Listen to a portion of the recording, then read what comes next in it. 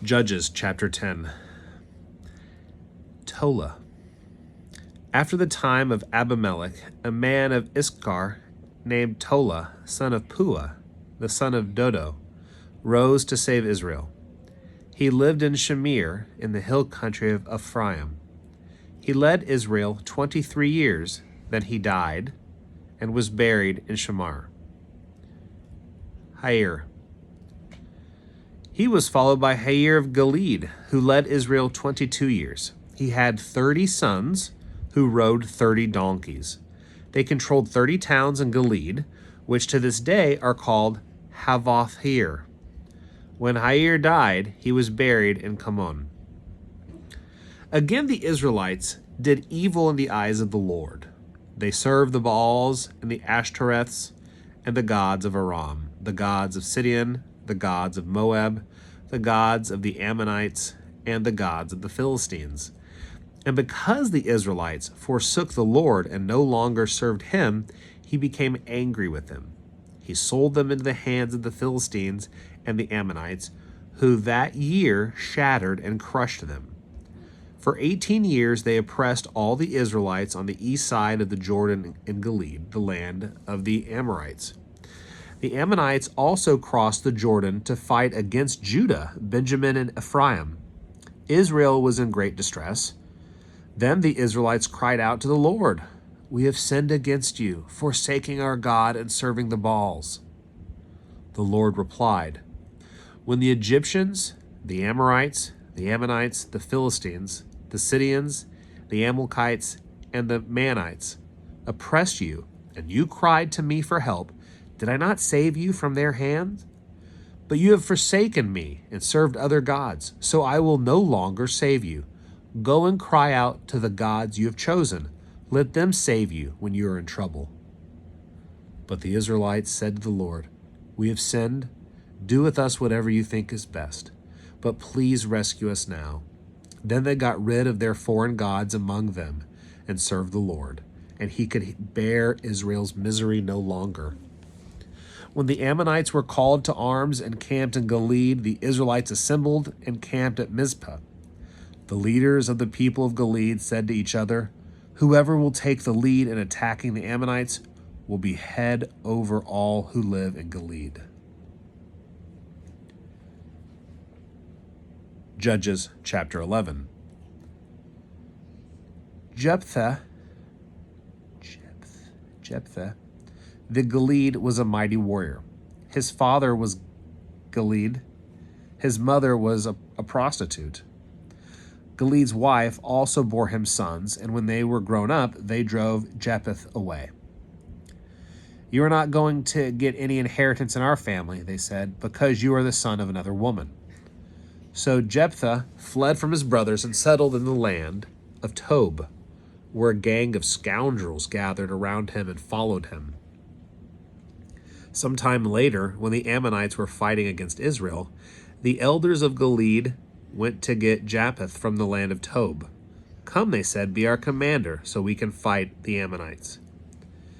Jephthah said to them, "Don't you hate me and drive me from my father's house? Why do you come to me now, when you are in trouble?" The elders of Gilead said to him, "Nevertheless, we are turning to you now. Come with us to fight the Ammonites, and you will be head over all of us who live in Gilead." Jephthah answered, "Suppose you take me back to fight the Ammonites, and the Lord gives them to me. Will I really be your head?" The elders of Gilead replied, "The Lord is our witness. We will certainly do as you say." So Jephthah went with the elders of Gilead, and the people made him head and commander over them, and he repeated all his words before the Lord in Mizpah. Then Jephthah sent messengers to the Ammonite king with the question, "What do you have against me that you would have attacked my country?" The king of the Ammonites answered Jephthah's messengers, "When Israel came up out of Egypt, they took away my land from the Arnon to the Jabbok, all the way to the Jordan. Now give it back peaceably." Jephthah sent back messengers to the Ammonite king, saying, "This is what Jephthah says. Israel did not take the land of Moab, or the land of the Ammonites. But when they came up out of Egypt, Israel went through the wilderness to the Red Sea and on the Kadesh. Then Israel sent messengers to the king of Edom, saying, "Give us permission to go through your country." But the king of Edom would not listen. They sent also to the king of Moab, and he refused. So Israel stayed at Kadesh. Next they traveled through the wilderness, skirted the lands of Edom and Moab, passed along the eastern side of the country of Moab, and camped on the other side of the Arnon. They did not enter the territory of Moab, for the Arnon was its border. Then Israel sent messengers to Sihon, king of the Amorites, who ruled in Heshbon, and said to him, "Let us pass through your country to our own place." Sihon, however, did not trust Israel to pass through his territory. He mustered all his troops and encamped at Jahaz and fought with Israel. Then the Lord, the God of Israel, gave Sihon and his whole army into Israel's hands, and they defeated them.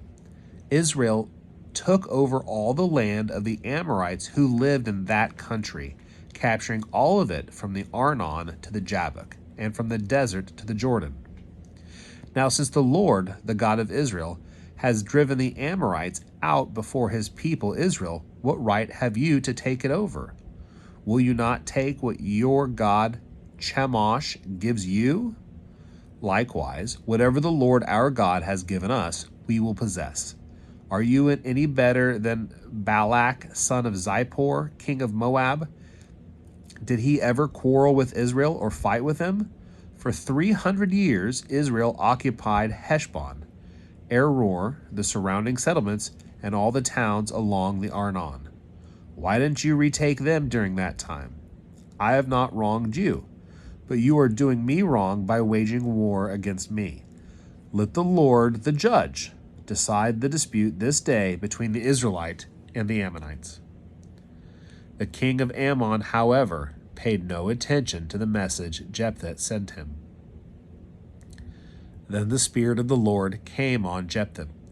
He crossed Gilead and Manasseh, passed through Mizpah of Gilead, and from there he advanced against the Ammonites. And Jephthah made a vow to the Lord, "If you give the Ammonites into my hands, whatever comes out of the door of my house to meet me when I return in triumph from the Ammonites will be the Lord's, and I will sacrifice it as a burnt offering." Then Jephthah went over to fight the Ammonites, and the Lord gave him into his hands. He devastated 20 towns from Aroer to the vicinity of Minnith, as far as Abel-Keramim. Thus Israel subdued Ammon. Then Jephthah went over to fight the Ammonites, and the Lord gave them into his hands. When Jephthah returned to his home in Mizpah, who should come out to meet him but his daughter, dancing to the sound of timbrels? She was an only child. Except for her, he had neither son nor daughter. When he saw her, he tore his clothes and cried, "Oh no, my daughter, you have brought me down and I am devastated. I have made a vow to the Lord that I cannot break." "My father," she replied, "you have given your word to the Lord. Do to me just as you promised, now that the Lord has avenged you of your enemies, the Ammonites. But grant me this request," she said.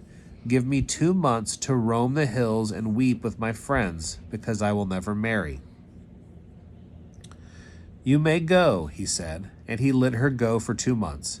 She and her friends went into the hills and wept because she would never marry. After the 2 months, she returned to her father, and he did to her as he had vowed, and she was a virgin. From this comes the Israelite tradition that each year the young women of Israel go out for 4 days to commemorate the daughter of Jephthah the Gileadite. Judges chapter 12. Jephthah and Ephraim. When Ephraimite forces were called out and they crossed over Zaphon, they said to Jephthah, "Why did you go to fight the Ammonites without calling us to go with you? We're going to burn down your house over your head." Jephthah answered, I and my people were engaged in a great struggle with the Ammonites, and although I called, you did not save me out of their hands. When I saw that you wouldn't help, I took my life in my hands and crossed over to fight the Ammonites, and the Lord gave me the victory over them. Now why have you come up today to fight me? Jephthah then called together the men of Gilead and fought against Ephraim. The Gileadites struck them down because the Ephraimites had said, You Gileadites are renegades from Ephraim and Manasseh. The Gileadites captured the fords of the Jordan leading to Ephraim, and whenever a survivor of Ephraim said, Let me cross over, the men of Gilead asked him, Are you an Ephraimite? If he replied no, they said, All right, say Shibboleth. If he said Shibboleth, because he could not pronounce the word correctly, they seized him and killed him at the fords of the Jordan. 42,000 Ephraimites were killed at that time. Japheth led Israel 6 years. Then Japheth the Gileadite died and was buried in a town in Gilead. After him, Isban of Bethlehem led Israel. He had 30 sons and 30 daughters. He gave his daughters away in marriage to those outside his clan, and for his sons he brought him 30 young women as wives from outside his clan. Isban led Israel 7 years. Then Isban died, and he was buried in Bethlehem. After him, Elon the Zebulunite led Israel 10 years. Then Elon died and was buried in Ajalon in the land of Zebulun. After him, Abdon, son of Hillel, from Perith led Israel. He had 40 sons and 30 grandsons, who rode on 70 donkeys. He led Israel 8 years. Then Abdon, son of Hillel, died and was buried in Pirathon in Ephraim, in the hill country of the Amalekites.